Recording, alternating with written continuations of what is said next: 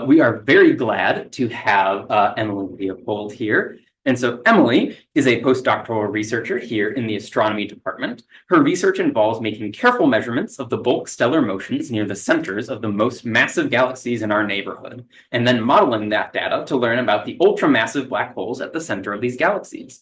She received a BA in physics from the University of Chicago in 2016, and then a PhD in physics right here at UC Berkeley just a couple years ago in 2020. But over in physics, so it was a little bit. Yeah, just one building over. Yeah, one building. We're very glad to have here sticking around. And she'll be telling us all about shining a little light on the biggest black hole. So please, Emily, take it away. Thank you so much for having me. So I do work basically looking for the most massive black holes in our part of the universe. And today I'd like to tell you guys a bit about that. So I'm going to kind of go fairly broadly today. So I'm going to kind of start out with the notion of black holes more generally. I'm going to sort of make it a little bit more specific and what those actually are in astronomy, and then some of the fun properties of most massive black holes, and then really kind of zone in as we get to the end for the things that I actually do looking for these objects. Okay, so let's just kind of think first, very broadly, what is a black hole? So I have here, it's science-ish talk, right? So I have a set of a grid here, and I have a point right in the middle of the grid.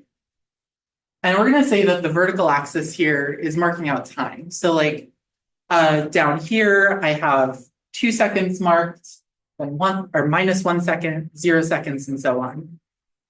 We're also going to say that as you move left to right, that's going to mark out different distances and different locations, all along just one little line left and right.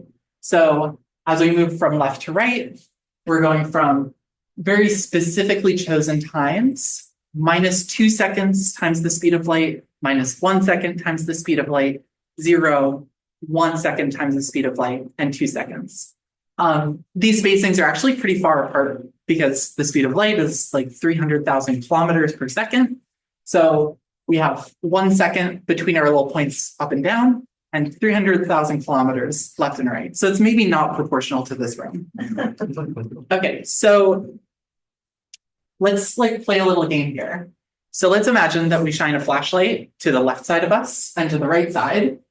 That flashlight is going to form, the photons coming off of that are going to form sort of this V shape as they leave us, right? They're going to travel basically one grid up and one grid to the left every single second.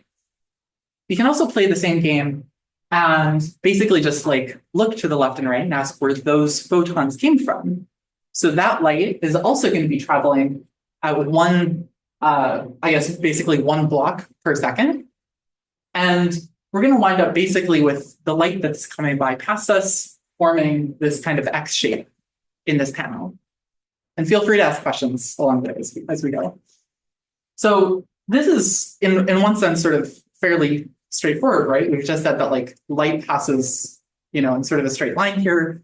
And we've played this funny game with these axes. But it becomes a little bit more perhaps profound when we make the assertion that nothing can travel faster than light. As soon as we sort of assert that that's the case, then suddenly all of the possible places that this little blue dot can go in the future all are stuck between these two lines here. You can do all sorts of crazy things. You could hop in a rocket ship and fly off to some other star and back and all that. But you're always going to be stuck between these two dashed lines. So in some sense, that's really kind of defining the area in space-time that is your possible futures. And you can play the same game backwards, right? All of the spots that possibly could have led you to the spot that you're in, all are in the past over here, right? So we could say that that's the past down here. So now we've kind of made this sort of funny argument about causality, which is always kind of fun to get into. But we're not really going to get into weird paradoxes and stuff. I'm just going to sort of assert that up here is the future, down here is the past. So these structures, we can think about them more generally as these things called light cones. Because if you take this sort of shape and you just sort of rotate it, sort of around that x-axis, suddenly it's a cone. And it's actually a cone in 4 dimensions, which is sort of fun. And it's defined by the path of light, so it's a light cone.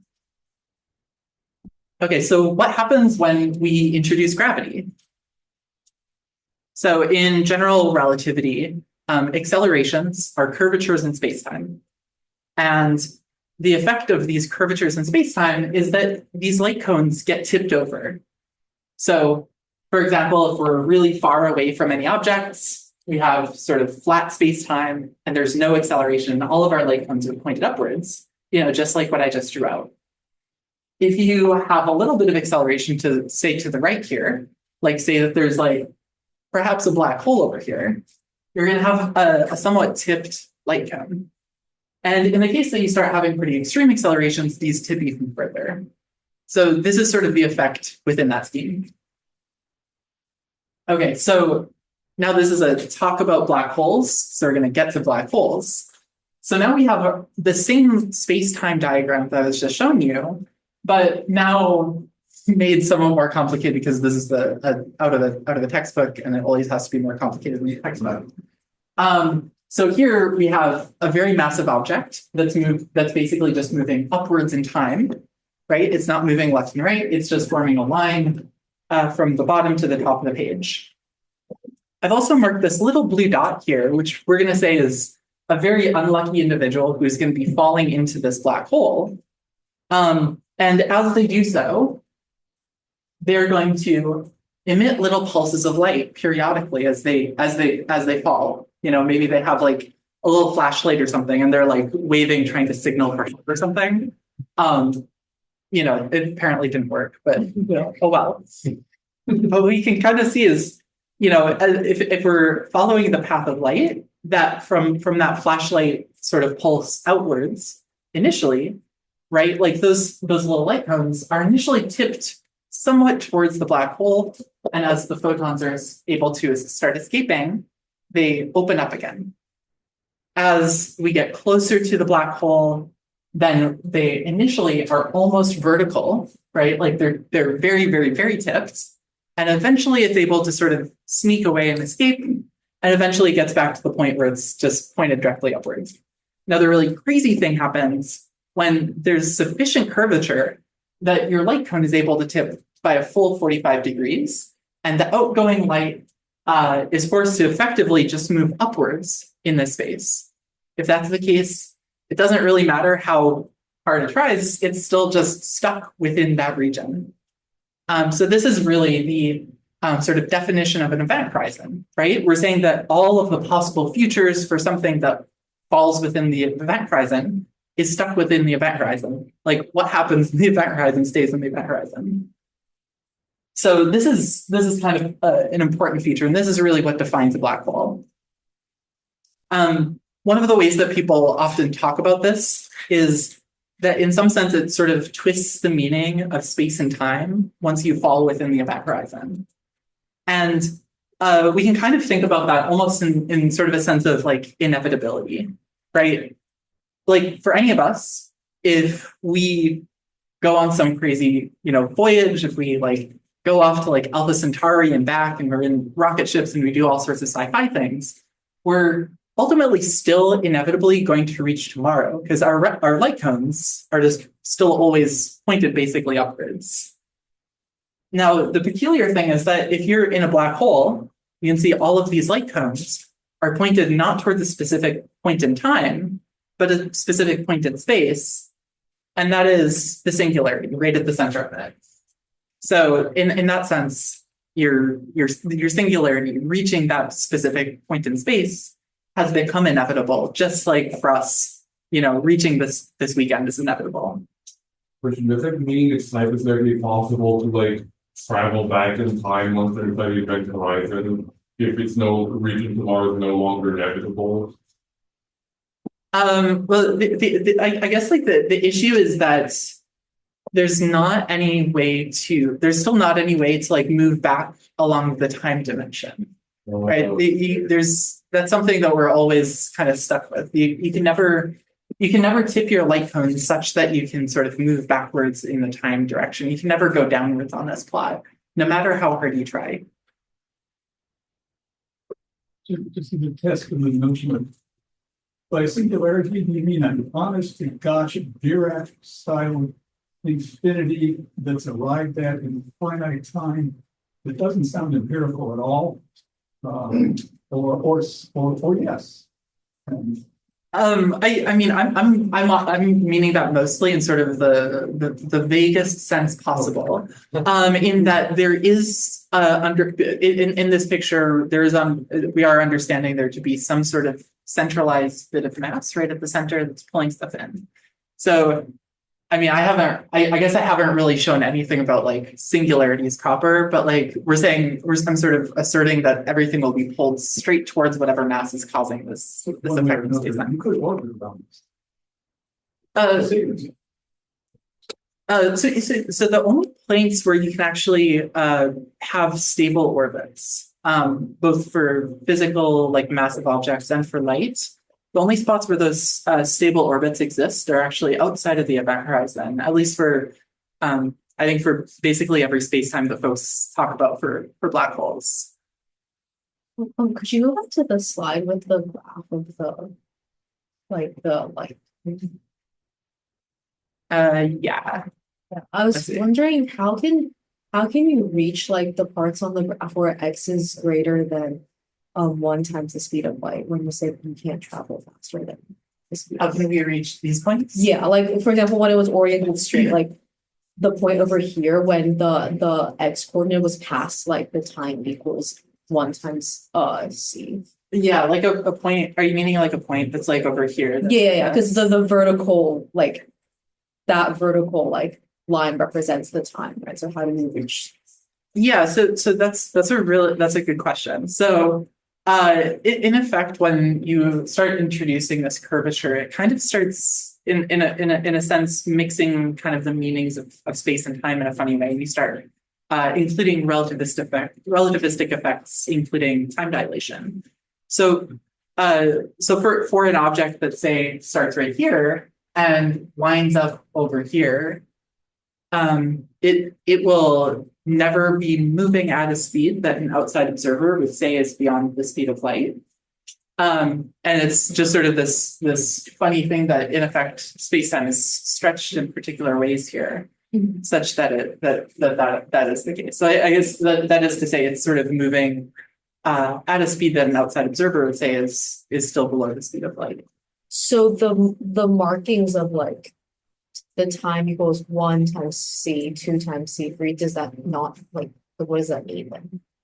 Yeah, that ends up getting a little bit fuzzy with like the meaning of this grid and the meaning of that grid in particular gets a little bit fuzzy once we're including once basically when we're making space-time no longer flat. Because in practice there should be sort of a mixing between space and time here. Yeah, so such that it's always staying below the speed of light. And there another question over there. Yeah. But gravitational time dilation means that an outside observer will watch you fall into the event horizon and will never see you go past the event horizon. Yeah, that is right. So effectively what we could imagine, in addition to these curves that we see here, we could also imagine that when you're infinitely close to the event horizon or just extremely, extremely close to the event horizon, it'll take longer and longer and longer and longer for photons that you emit outwards to actually escape. Which is to say that once you actually pass the event horizon, like you can't be emitting any signal to somebody else saying, hey, I just passed the event horizon. The last thing that you can do is basically say, hey, I'm leaving the event horizon right as you're passing it, or like right as you're at it. but it'll take sort of infinitely long. It'll take extreme amounts of time for that to get out to the rest of the world. The end effect is that the frequencies of your signal, so like, say it was initially blue light, it becomes increasingly redshifted and becomes extremely long wavelength. And then also because that the amplitude will drop. So it's not a great situation. You can't really ask for help. Yeah. But you don't have to have a black hole to have gravitational time dilation, because like the GPS, That's time exactly runs true. slower here than it does 250 miles out in space.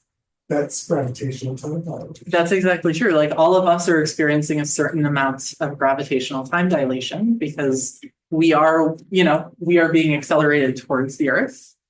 And we're sort of in this lucky spot because as it happens, there's a bunch of dirt that sort of keeps us up here, right? So we never get fully over to the right side.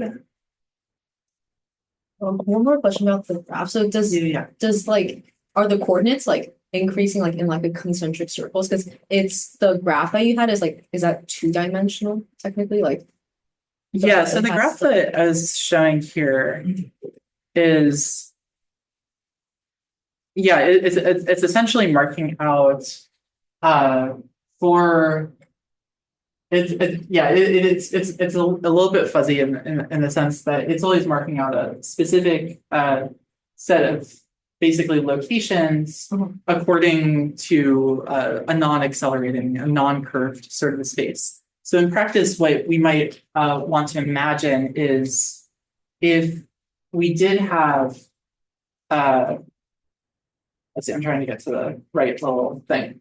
I think what we might imagine is like if you were drawing out coordinates such that they were actually like sort of tracing out sort of the position, sort of a maximally twisted position, those coordinates would be tracing off to the right side as well. They would actually almost be tracing out sort of the center of this cone. So the cone itself is like it's like multiple, like 3-dimensional, because it's like Yeah, so we should think about this cone as being 3 space dimensions plus the time dimension. And relativity is sort of mixing the meaning of each of those spatial dimensions and that time dimension. Is that also why the past of the cone can shift too, right? Because at some point I understand the future tipping, but the past tipping doesn't seem right because my causal past is my current past. You can't tip that such that events in my past are no longer in that cone, right? So is it kind of dragging the rest of the past with it as it rotates like that? Like, is it dragging the coordinate system over? Yeah, so I think what it's also useful to think of this particular amount of tipping as almost like an instantaneous thing, right? Like if you were to follow this like object backwards and backwards and backwards, presumably it's like, say, like falling towards the black hole. So it started out in a case where it was sort of relatively flat. Maybe it followed a path off to the right because that's, it decided to go to the right that day. And then it found itself sort of into a path that was going this direction. So it's not necessarily that like, oh, as soon as you're in a black, like in next to a gravitational well, it's going to be like changing your past in any sense, as much as this being pointed in this direction is telling you that like, hey, you actually probably started from the left, right? Like you probably started somewhere further to the left. It's almost like it's more likely if you're being accelerated to the right that you started somewhere to the left than to the right. I don't know if you're going to cover this later, but can you also are able to explain like what the part of it if you have a rotating black hole and like the singularity turns out into a ring and then you have like a second singularity somewhere in the middle. Can you explain what that is? That's still something confusing. So I'm not going to discuss the spinning black holes. Like frankly, that's sort of outside of my wheelhouse a little bit. Okay. So like I could give sort of like fuzzy answers about like Kerr black holes, but like that's sort of the territory where I feel like I'd be likely to mislead a person. Okay. Sorry about that. Oh, that's not good. Okay, so this is sort of the first piece of this talk, thinking about space-time more generally. Oh, there's one more slide in this part. So one of the fun things, because black holes are essentially keeping information inside them, is that they're necessarily fairly simple objects. So you can't really ask what's in a black hole. If you dropped a bunch of red things into it, it's not like you can ask the black hole, like, hey, what color is all of the stuff? All that the black hole tells you is about the mass of the stuff that went into it, about the spin, that's like the angular momentum of the stuff that went into it, and the charge. So like if you dropped a bunch of electrons into a black hole, it might wind up like negatively charged. But we really only get this very limited set of information, which means that you can start writing down things about the black hole in a relatively straightforward way. There is a lot of very active work about trying to understand like information sort of evaporating off of black holes that like won a couple folks in the physics department a bunch of really big prizes a couple of years ago. But that's all very, very deep into theorist land that few folks besides the theorists understands. All of that said, you can also write down basic facts about black holes in relatively simple ways because of all of this. So for example, if we want to talk about the size of the black hole's event horizon, that is then very trivially related to the mass of the black hole. It's just basically 2 times the mass with some constants. Or if we want to turn this into like kind of physically meaningful numbers, we can say that the Schwarzschild radius, which is the size of the event horizon, is when measured in kilometers, is 3 times the mass of the black hole when measured in masses of the sun. So for example, if the sun turned into a black hole, it would have a radius that's 3 kilometers. So it's pretty small. It's like the size of Berkeley. Kind of cool. Okay, so let's talk about astronomy on Astronomy. Yeah. I never really understood how you detect if a black hole is spinning. Or how do you get spin? So it's quite tricky. Also, what does it mean for it to be spinning? Because I just imagine it to be a point which has like infinite gravity or whatever, and then it's spinning. Yeah. So the black hole, as stuff lands on it, ultimately it's still conserving things like angular momentum. So you wind up with a distinct description of what space-time looks like as a function of the amount that it's spinning. So you can have this object rotating very quickly or not very quickly at all. And for the most part, the signals associated with it spinning are extremely challenging to sort out. But there are a couple cases where people can look at it. If you see a binary merger of black holes, you'll get slightly different signals. If it's spinning versus not spinning. And if you can take an image of a black hole, maybe like a preview of a couple slides from now, if you can take an image of a black hole, there are potentially very subtle differences in the image, in very, very nuanced bits of the image associated with how it spins. So, and if a normal object like the Earth started spinning, let's say very rapidly, would Earth's gravity be affected at all, or would these signals be something other? Yeah, so it's ultimately the description of basically how space-time curves. This thing called the metric is slightly different for spinning masses versus stationary masses. So the Earth is spinning pretty quickly, right? We're all zipping around at like 1,000 miles an hour, right? So there is a slight difference compared to if the Earth was like perfectly like no angular momentum stationary. And that would be like really bad for, a lot of things. The explanation of this point was general relativistic, not quantum, right? Yeah, there's essentially nothing that's going to actually talk about anything quantum here because. But the notion of the word spin was used maybe in 2 different spin meaning. Yes. Revolving in a Newtonian sense even, and spin along with charge as being perhaps a quantum mechanical observable. Yeah, so the way that folks frequently describe, they sort of describe black holes as being these things that have mass, spin, and charge. Those are the same quantities that people talk about for elementary particles, right? And they are in some sense distinct, some slightly distinct notions, but it's not necessarily that far off notions. In the sense that the mass, each of these is sort of a composite quantity, right? In the sense that the mass is not some intrinsic mass associated with like how our universe decided to get put together, but it is something that's the result of adding mass to the object over time. Same with the spin, like if you add angular momentum to the thing, it'll have angular momentum. And same with charge, it's a byproduct of what goes into it. So these are a function of what built the black hole rather than something intrinsic to the black hole itself. But it's also like sort of an interesting thing that just like, if we're talking about an electron, it has mass, spin, and charge. So we can kind of think about it almost in a parallel sense to that. So this is a metaphor at this point, not strict. Well, I mean, this is how we refer to it. But like, they do in fact have mass. They do have what's called spin, which is essentially angular momentum. And they do have a charge, but the charge is usually very close to zero. How exactly do you determine like the charge? So in practice, like, I mean, we can't measure the charge of any black holes as far as I'm aware. There aren't really any processes.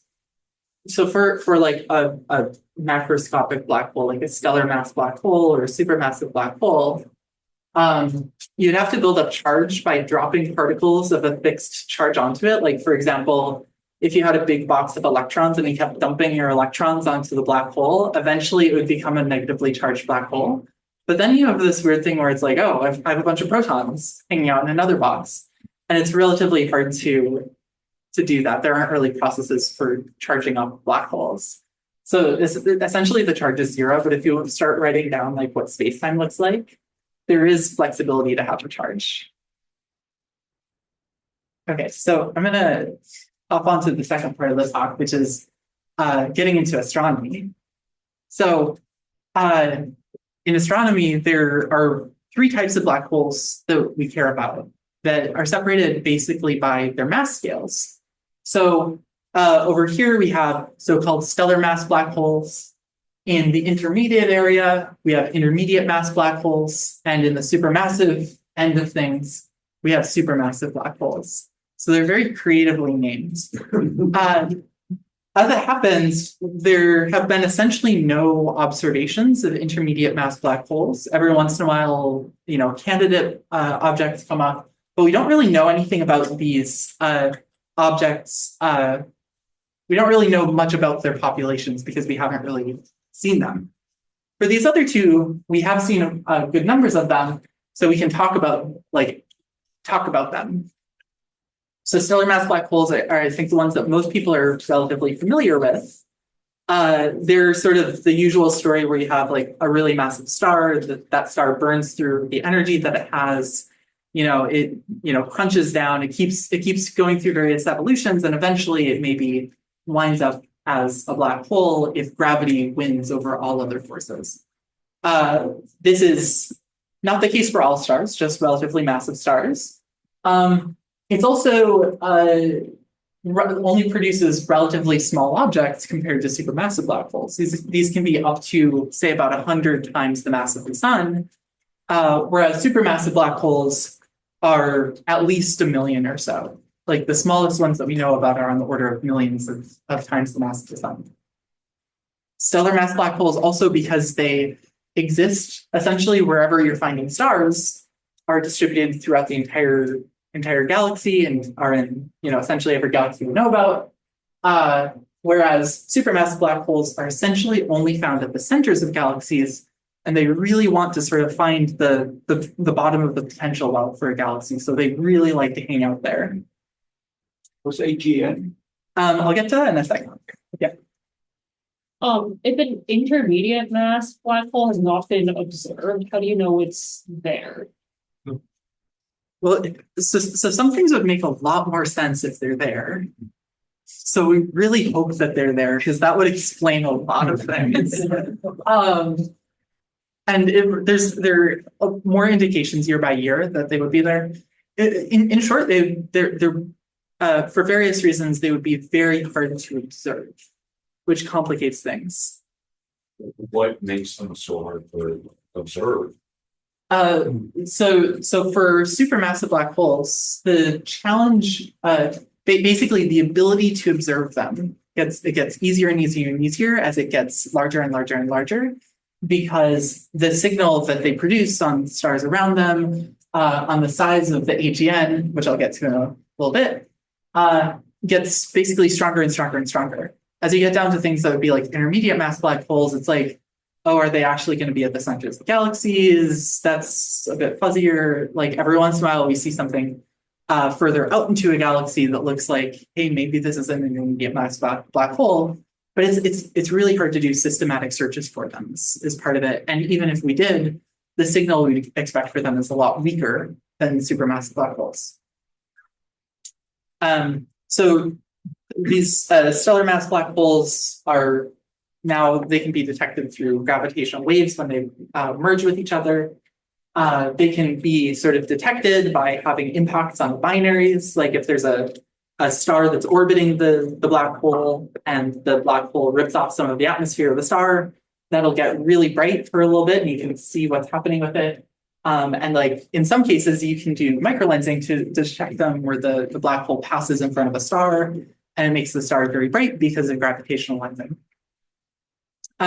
Supermassive black holes are detected basically by the impact that they have on stellar and gas motion or through the presence of an AGN. And all of this stuff on this side is the rest of this talk. So let's talk about big black holes. So first, how big are these objects? I want to kind of give a sense of this. So I said a couple of minutes ago that the size of a black hole, just literal physical size in space, is proportional to its mass. And that sort of the reference scale is that the sun is 3 kilometers across. So one of the smallest supermassive black holes we know about is the one that's actually at the center of our own Milky Way galaxy.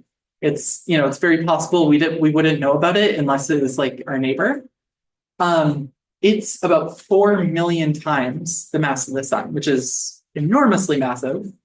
And it's about 13 million kilometers across, which is kind of a number that doesn't have a good reference, but it means that its radius is somewhere between the surface of the sun and the orbit of Mercury. On this figure here, Sagittarius A star would be about the size of a pixel. So my favorite black hole, as we'll talk about in a couple minutes, is the one that's at the center of the galaxy M87. It's one of the most massive ones, but not the most massive. One of the most massive ones we know about. It's 1,500 times larger, which means that its event horizon is 1,500 times larger as well, which means that its event horizon totally dwarfs our entire solar system. I'm also fairly proud that I've also found one that's, I didn't find this one. Folks have known about this for like half a century, but I've also found one recently. It's about 3 to 4 times larger, which means it dwarfs this thing by a good margin. But it's just slight humble brag. How do you measure the mass of a black hole relative to this? That's a great question. That's going to be basically the last third of this talk. So yes. Just for proportionality, what percentage of the mass of their galaxy do these holes occupy? Yeah, so for the massive galaxies that have supermassive black holes, which is everything that isn't just a very, very teeny tiny little elliptical, who cares about ellipticals? It's 0.2% of the mass. So 0.2% of the total stellar mass. Is that a rule? I mean, Surprisingly, yes. Surprisingly, it's basically 0.2%, and that's just the magic number. There's a little bit of wiggle room around it, but 0.2% is about the magic number. So, on a couple slides back, I mentioned that we don't really know where supermassive black holes come from. There are a bunch of speculations about this. And these are basically things that are just open questions. So a couple theories about where they ultimately come from is that perhaps they are the result of collapses, gravitational collapses of stellar clusters early in the universe, where basically stellar clusters form. Eventually, the stars start to cool down. They start merging with each other, and a gravitational runaway happens until eventually we wind up with the supermassive black hole. Another theory is that the first population of stars that existed in the universe, which are speculated to be extremely massive, like 100,000 times the mass of the sun, collapse down, and those turn into the early supermassive black holes. This is kind of tricky because we haven't actually observed, I think, direct evidence of those stars. So it'll be cool if we find that. And then the other major theory is direct collapse of basically dust and gas and dark matter very early in the universe. Like when sort of the random fluctuations at the start of the universe happen, we have some regions that are a little bit more dense, and that happens to be dense enough that it can collapse into a black hole. And right now, we don't really know which of these options is the winner.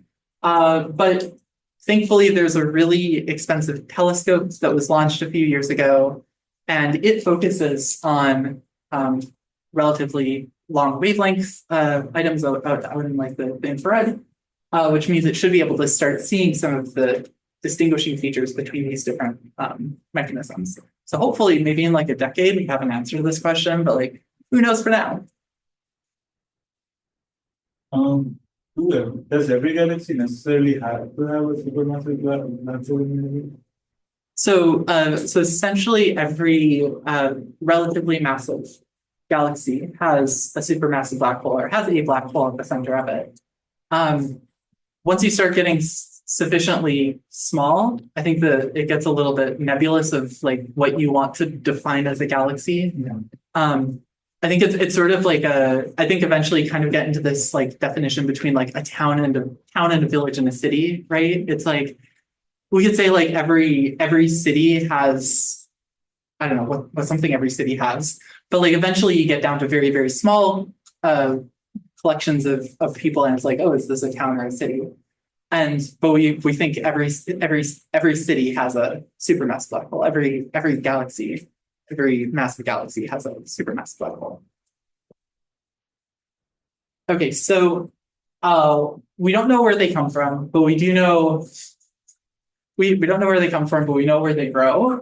So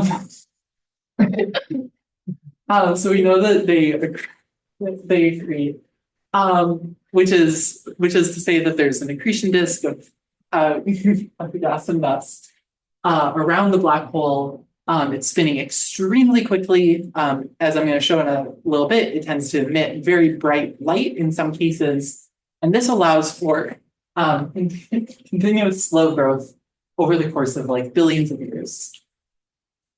The alternative path for growth that is also often experienced by these black holes at different times is mergers. So when galaxies merge, black holes at the center of those galaxies tend to find each other because they really like to be at the bottom of the potential well. And when they do, they pair up and start this really long, billion-year process of merging with each other. And once this happens, we effectively go from, the mass of one black hole to the mass of two of them. So they can, sort of double very, very quickly. So these two channels really define black hole or supermassive black hole growth. So if they're continuously growing over time, then how do we know that they're always 0.2% of the matter? Is it the matter or is it the stellar? 0.2% of the stellar matter. And that's actually important because, as we're going to talk about in a little bit, the amount of growth you can have here is related to the amount of growth you can have in your stars. Since you said that they could put these singularities can merge, presumably into single singularity somehow from dual singularity. Is there any remnant of the history of a black hole in terms of, say, some kind of ringing? Yeah, so when gravitational when you have binaries of black holes, I guess black hole binaries that merge with each other, you will have in the gravitational wave signal that you can hear from it. In the case of supermassive black holes, we can't hear individual signals, but like for example, with stellar mass binaries, when they run into each other, there is basically a signal that's just like ringing of a bell, right? Like where when they bonk into each other, it'll just sort of ring down in a very obvious way. And that tells you about some features associated with sort of the exact details of the binary. But you don't learn anything additional about the interior of that black hole or like any features after that, really. And that only persists for a very infinitesimal amount of time compared to the lifetime. Of the galaxy. Yeah, so there are the impact that these binaries have. There are some potentially observable features associated with the impacts that they have on stellar motions and the locations of stars within a galaxy. So, like for example, with the most massive black holes, there's a now increasingly well-established correlation between the size of the black hole and sort of a region in the center of the galaxy that's relatively devoid of stars. And the understanding, or this, at least the speculation of it, that work like what I've been working on the past several years aims to really try to understand if there is information in the remaining in the motion of stars near the center associated with the binary. So we can basically say like, hey, there was a binary, but right now there's not really anything we can say about like whether the binary is still persisting. Okay, so next section here, I want to talk about cases where supermassive black holes can actually be really bright. So if we imagine that we want to drop an object onto a black hole, we can kind of imagine this is the Voyager probe, and hopefully it doesn't do that. I think it's going to, that's M87. I think it's going in the wrong direction. So like we're good. But we can kind of imagine that thing, basically no matter how quickly it's moving over here, has to be going close to the speed of light once it's getting to the black hole. That's sort of the definition of our event horizon, right? So what happens is that we wind up with matter near the supermassive black hole that's moving extremely fast. It's extremely hot because it's sort of turbulent. It's running into, the particles are running into each other. And the claim associated with the active galactic nuclei is that a very small fraction of the mass energy associated with the accretion onto the black hole, a very small portion is able to be emitted as radiation. And the idea here is that if you make your material sufficiently hot, it's just going to be shining very, very brightly. It's some of the brightest stuff in the entire universe. So you can get this little teeny tiny fraction of energy away from the black hole. I want to emphasize that this isn't, the argument is not that energy comes out of the black hole, but it is able to leave the area that's right next to the black hole. So the analogy that I'm going to use, and I understand that one shouldn't use analogies with things that they're not personally familiar with, but I understand that outside football games, this thing called tailgating happens, where when you go into the football game, when you go into the stadium, they're like, hey, you can't be like coming and going, you're here for the game, or like you leave, or whatever. So people don't want to go in unless they're stuck there for hours. So instead, what they want to do is hang out, have like a lot of food, have some drinks, have whatever. And they get really, really excited out here. So they're really excited. They don't want to go into the black hole just yet. And every once in a while, there's some of them who are like, hey, I don't have a ticket. This was a lot of fun, but I'm going to go home. And our claim is that something like 10% of the energy that's here is going to say like, let's go home, let's go back to where, sit on the sofa, enjoy the game at home. And that's how you get energy out of, basically away from the black hole. And these are also extremely bright objects. I want to throw some numbers on the screen here. So we could imagine, let's build a black hole that's about 1 billion times the mass of the sun. And let's do that in 10 billion years. So like kind of over the course of the entire age of the universe, build a kind of moderate sized supermassive black hole. So the amount of mass that you have to drop onto this thing is like 0.1 solar mass per year. That's just dividing this number by this number. If you turn that into an energy flux, you say E equals mc squared, you wind up with this, kind of awkward number here, which is like 10 to the 38 watts, or 10 to the 12 times the luminosity of the sun. So 1 trillion times the luminosity of the sun. And this is like, an enormous amount of power that it consumes. So like, I like to imagine that they get passive aggressive emails from their mass supplier, saying that they could have been more efficient. So if we assume that 10% of all of this energy that's going in is able to escape, and this number seems to be about what we understand it to be, then the amount of power off of these objects is 100 billion times the luminosity of the sun, which is to say that it's like as bright as the rest of the galaxy. It's actually at times of real pain working on galaxies that have AGN, because it's like it just wipes out all the signal near the center of the galaxy, which is like usually what I care about, but it's just so bright that it just makes everything else sort of faint in comparison. These objects are also sort of, in effect, some of the most, they're the most efficient nuclear reactors we know about, in the sense that they're turning 10% of the mass that's dropping into the thing directly into energy. Whereas like if you do the same thing with uranium, you get like 0.1% out. So like, maybe, let's invest in AGN, I guess. Wait, can you repeat again what AGN stands for? That's a good point. I don't think I ever said what it stands for. So an AGN is an active galactic nuclei or nucleus, which is to say it's a galactic nucleus that's active because it's really bright. There are also a lot of like galactic nuclei that aren't active, but they just don't really get called anything, really. So you said that energy comes off when they rub against each other and there's friction. So is that nuclear, like that? I don't know. Is this nuclear energy? They're just like emitting heat after getting like hot by friction? Yeah, so there are a number of different processes that pop up in a sort of the accretion disk of the black hole that allow it to become extremely hot and emit radiation. The basic sort of conceit associated with like the argument of the existence of an AGN, of an active galactic nuclei, is that because all of the energy scales associated with everything there are so high, you can just about like list a possible way that you could get energy out of something. Like, hey, maybe it's particles bumping into each other. These particles, if they are bumping into each other, would be bumping into each other at like the speed of light. So obviously some crazy stuff's going to happen.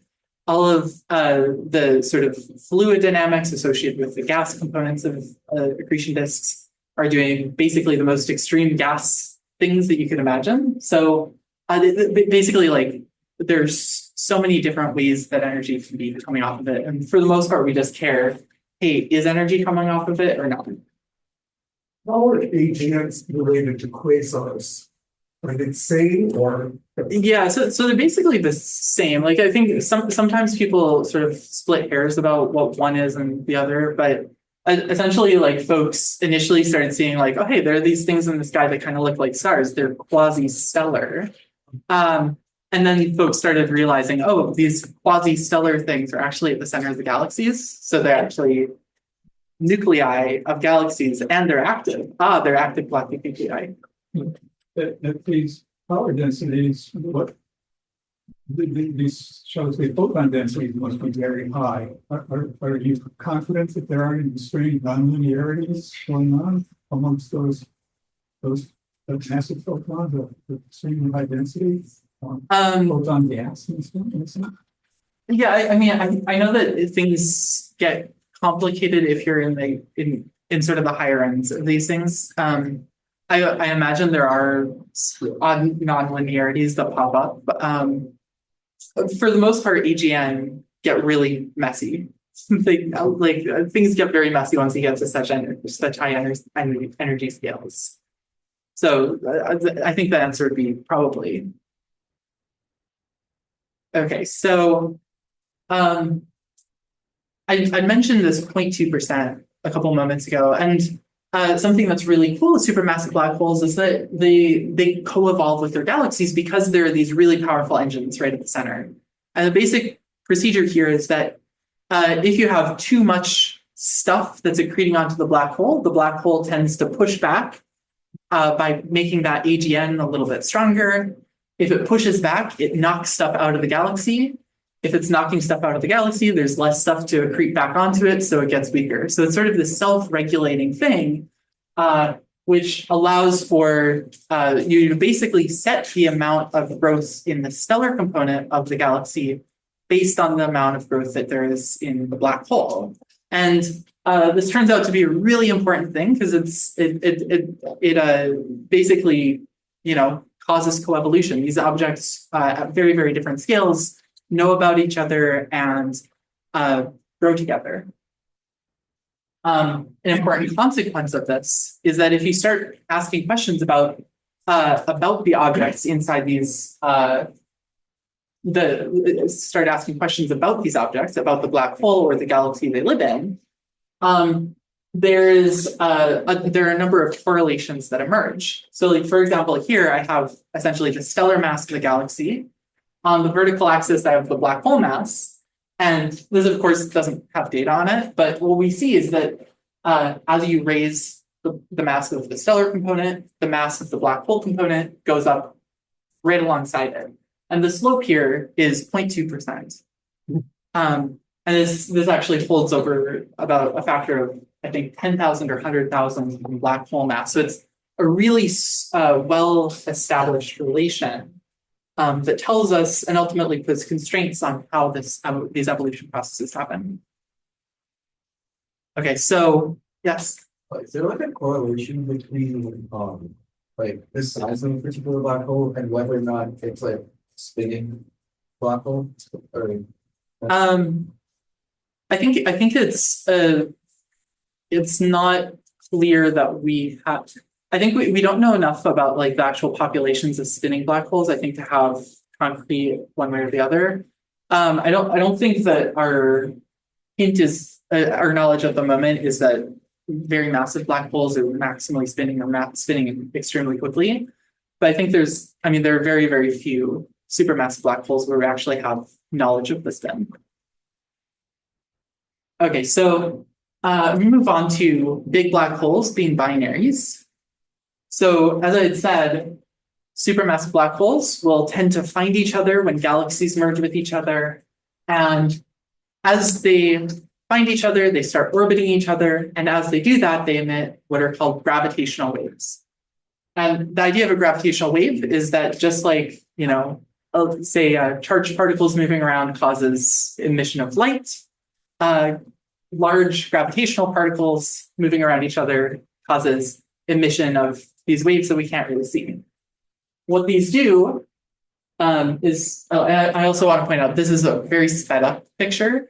For actual supermassive black holes, the typical period of this orbit is like a year. So this is, I think, I don't know, it's sped up by like 10 million times. So it's a very, very fast video. So these gravitational waves stretch and compress space-time as they pass by. You can kind of imagine the distance between these two x's is changing and sort of squishing back and forth as the wave travels by. A really crazy thing is that these are measurable. We can actually measure these gravitational waves. And this is something that's really a result just out of the past couple of years that we can actually do this. And the idea is that we're actually going to look at a bunch of pulsars to do it. So pulsars are these little like lighthouses in the sky. They're neutron stars that spin extremely quickly and shine towards us like 100 times per second. And something that's really cool about pulsars is that they're extremely regular in how they spin around, right? So like if you expect a pulsar to like shine at us right at 12 noon, it's going to do that. If you expect it to show up to pulse at us at 12:01, it's going to do that. But sometimes, of course, it's a little bit inaccurate. Sometimes a pulse arrives a little bit early or a little bit late. And what that tells us is that either there's some internal processes in that pulsar or in our measurement that are leading to those errors, or perhaps it's gravitational waves. Something you can imagine is that if a gravitational wave is passing through in such a way that it compresses space-time between us and the pulsar, it'll take less time to reach us. The pulse will take less time to reach us, and it'll be a little bit early. Or vice versa, if it stretches space-time outwards, it'll take a little bit longer and it'll be a little bit late. So now the question is, how do we figure out what's noise and what's gravitational waves? And that is that we look at a lot of these. So you could imagine if you look at two pulsars right next to each other on the sky, and you start seeing that all of the pulses from the two of them are always early together or always late together. It suggests that it's not just, random noise, but perhaps there's a common source behind that. And ultimately, by doing all of this, we can make constraints on what types of gravitational waves there are. So something that's, yes. I'm sorry, let me still think. So we can't measure these using these LIGO detectors here on Earth. Is it because the wavelength is too long? Or? Yeah, so LIGO does a very similar thing, but for stellar mass black holes. For stellar mass black holes, the typical frequency when they're merging is it's basically, you can actually, it's gravitational waves, but you could hear it. It's something in the order of a couple hundred hertz. You can turn it into a sound and just put it on your headphones and listen to them merging. These guys, the typical frequency is 1 over a year. So it's I think it's 23 octaves below middle C is what people say. It doesn't even, who cares how many octaves? It's just an extremely small number. So LIGO can't detect these because LIGO isn't tuned to those frequencies. Effectively, the way that we can do that is by building this LIGO where the arms of the detector are 50 million light years long. And that, LIGO is in the process of potentially getting shut down based on the budget. So there's no way we're going to get a 50 million, light year long LIGO approved. So using pulsars is the best we have. Okay, so as it happens, we can't hear individual binaries, but what we can hear is sort of the static produced by all of the gravitation or all of the supermassive black hole binaries across the universe. Each of these, this is not the scale of the Earth is not that big. These guys are, billions of light years away. They're all over the place. And all of them are sort of ringing at maybe slightly different frequencies in incoherent ways. So effectively what's happening is sort of similar to if you put the radio to a station or a signal to a wavelength that's in between two stations, it should go to static. I was realizing when I was thinking through this analogy earlier, do they still do that? If you put your car to a station that doesn't exist, does it still do that, or does it just turn it off? It does still do static. Okay, so this analogy works. Okay, so if you go to a static station, that actually tells you a lot of meaningful things, right? It tells you that electromagnetic radiation exists, right? Because if there wasn't any, then there wouldn't be static and your radio wouldn't be doing anything. It also tells you, if you can measure how loud that static is, how many sources are out there that could be making that static. So what we've now measured is this thing called the gravitational wave background, the cosmic gravitational wave background, and that's the sum of all of the supermassive black hole binaries throughout the universe. And we know how loud it is. And that tells us essentially or it puts constraints on how many big black holes there can be. Just kind of, I don't know, I think it's kind of cool. Any questions about that? This is also a really long experiment. I think I said the typical period of these waves is a year. So the nanograv experiment is I think they're working on their 18-year data set now. And that's going to be 18 periods of these waves, which is kind of crazy.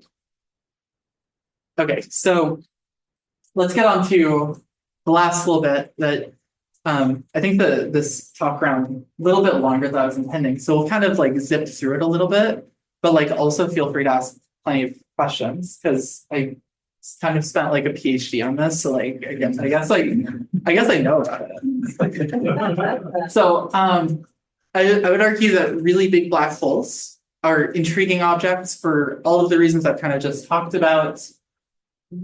If we start going to the most massive ones out there, like those that are 5 billion times the mass of the sun or higher, they're pretty uncommon objects. We know of like 6 of them. But at the same time, we think that there should be a good number more of them. So like, for example, if we're talking about black holes that are about 10 billion times the mass of the sun, within about 300 million light years where we can kind of measure their masses, we expect like, hey, maybe there's up to like 15 of them, but we've measured 2. Like, so we don't really know anything about these populations. We don't know their demographics. And this means that we have kind of fuzzy constraints on the upper end of these relations that are telling us about the evolution of galaxies and the black holes that live in them. So there are a number of ways that we can find these objects. And I have my favorite because I don't know, spent like way too long working on it. But if you have really, really nearby objects, you can look at individual stars moving around the galaxy or around the black hole. You can do that at the center of the Milky Way. A couple of years ago, Reinhard Genzel in this department got a Nobel Prize for it, which is kind of cool, along with Andrea Ghez down at UCLA. So that was kind of cool. You can use shadow imaging if you're also fairly close, like the Event Horizon Telescope took images of both M87, which I'm going to talk about a little bit more in a couple minutes, and Sagittarius A star, which are these famous like orange, ring images that we've all seen. You can also, if you're a little bit further out, use gas dynamics or stellar dynamics to measure how stars are moving around the black hole, but in sort of a bulk sense, in a statistical sense. And if you're really far out, you can like literally like listen for echoes as like AGNs vary, and like that variance like echoes off of a cloudy area around the black hole. Really trippy stuff. But that's called reverberation mapping, and stuff you can do for very relatively distant objects. So I'm going to talk for a couple minutes about stellar motion, integrated stellar motion measurements. And the basic idea for these is that if you have a relative velocity between you and a star, it'll Doppler shift the stellar spectrum. If you have a bunch of different stars that are all moving in different ways, you'll have a distribution of those Doppler shifts. And the claim in this type of modeling is that the motions of stars is related to the mass distribution of the galaxy. So figure one out, you can figure the other out. Basically, this requires extremely exquisite data to do. You need to be able to make measurements all the way down into the area of the galaxy that's dominated by the supermassive black hole. You also have to be able to measure out into the dark matter halo. And you need basically really nice spectra that are representing bunches of spatial regions throughout these galaxies. So it's a very delicate type of measurement. It also requires a lot of really complicated modeling that I'm not going to get into, except to point out that it's really expensive. So like for a typical galaxy, we might need to run 10,000 models that all cost 10 CPU hours, which is like 100,000 CPU hours, which is like a supercomputer level, right? So there's one down in San Diego that we use called Expanse. That's pictured here. Wait, I think that's Expanse. That might be some other supercomputer. I'm actually not sure if that's the one we use. I don't know. I just log into it. So this is M87. Sort of our pandemic project was looking at this galaxy. I think we had the first night that Keck 2 was open after the really scary part of the start of the pandemic. And we had like an extra hour in our observing night. So we're like, life is short.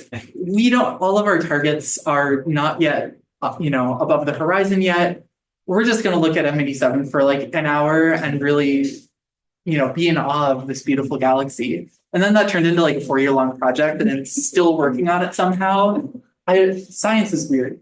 Okay, so anyway, we looked at this galaxy over and over and over again for a few years, basically marching out this area that's represented over here, all the way from the area that's mostly stars out to the area that is mostly dark matter.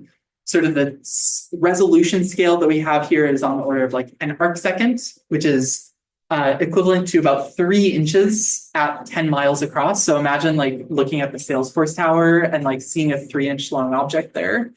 And the whole area that we mapped out is like 100 arcseconds across. So that's like 25 feet at the distance of the Salesforce Tower. So like this is like a very, very detailed map. And at each of those, we had a different spectrum describing the velocities of the stars in that region. So, which is what we see on the left side. So we found a couple of fun things. For example, here's the velocity map of the galaxy. Like the red regions are moving away from us, blue are coming towards us, and we see this really beautiful rotation. We see that the stars near the center are moving very, very quickly, which ends up being a sign that there's a black hole at the center. So we put it through all of these really fancy models that I just described that, and basically we're able to find a number of fun things. Like we're able to make the first measurement of the shape of the stellar halo of this galaxy. We were able to make a very refined measurement of the black hole mass through stellar dynamics. So that one, we found that it's 5.37 billion with very, very tiny error bars. Which at this point is I think still the most precise measurement of a supermassive black hole through stellar dynamical orbit methods, which I realize is a lot of asterisks to put on it, but I'm pretty sure that that's true. We also got a tweet from Hubble, which was like probably the most fame that I'll ever get in my life. They described it as a space potato, and it's not actually really potato shaped, but it's more potato shaped than most other vegetables. So that's fine with me. So this was quite exciting. Sorry, what's the stellar halo? So the stellar halo is the portion of the galaxy that is stars. So all of the stars through the galaxy have some distribution to their masses. Like, there'll be more in one part of the galaxy than the other. There'll be denser in in the central part than others. And what we constrained is really sort of the axis ratios of the 3 lengths of the galaxy. We found that it's like, I don't remember what those axis ratios were, but it was like 0.7 to 0.9 to 1 was sort of like the aspect ratio of the galaxy. So triaxial refers to the galaxy models rather than the rotating binaries? Triaxial refers to the shape that is allowed for the stellar halo. So essentially all prior modeling of massive elliptical galaxies used more used more assumptions in their modeling of the shape of the stellar halo for a bunch of technical reasons that a person could do like a 3-hour talk on. It turns out that it's really important to model these galaxies as triaxial because you can bias your results otherwise. But yeah, this was the first measurement of the shape of the stellar halo, which allowed us to make this really precise measurement of the black hole mass. Maybe the lurking question there was, these are just rotating binaries. Only binary orbits are stable?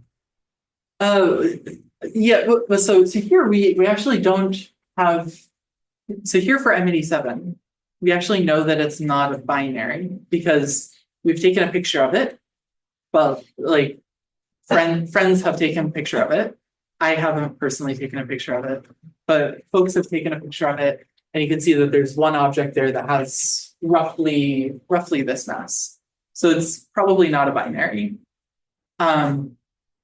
Our measurement makes a claim about the mass of the galaxy that's enclosed within a very, very small region, which in general, our models can't distinguish between a binary and a single object. For MD7, we know it's not a binary because we've seen it, but in general, it could be a binary. But there are no terminator parts, black hole parts. Like a third object, or That's it. yeah, I think you can cook up situations where that can exist, but especially it's actually something that people have do talk about every once in a while, because the period the characteristic timescale for a supermassive black hole binary to merge is in, you know, the billions of years, and depending on who you ask, it's either a totally solved or a totally unsolved question of whether they can actually merge.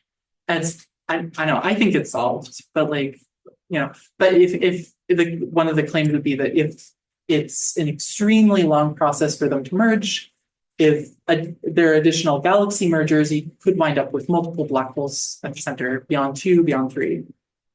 Or it's a solved problem about, like, yes, they actually can merge very easily, in which case you don't really care. Okay, so we got this, we got a tweet from Hubble, and we're also kind of in this exciting spot because now our group is sort of in this position where we can just make these measurements. So like we've put out 2 papers now this year, we have a third that's on its way. We found one that's 22 billion solar masses in this really distant galaxy, Holmberg 15A. And we found another one that's 3 billion in one that's in a galaxy that's like 50 million light years away, which is pretty exciting. So yeah, oh, and these are the papers, which is kind of fun. So yeah, so kind of taking y'all on a winding road this evening. We kind of went through a bunch of stuff about black holes. And I don't want to keep you guys too much longer because I've passed the nominal stopping point, but you know, here we are. Thank you so much.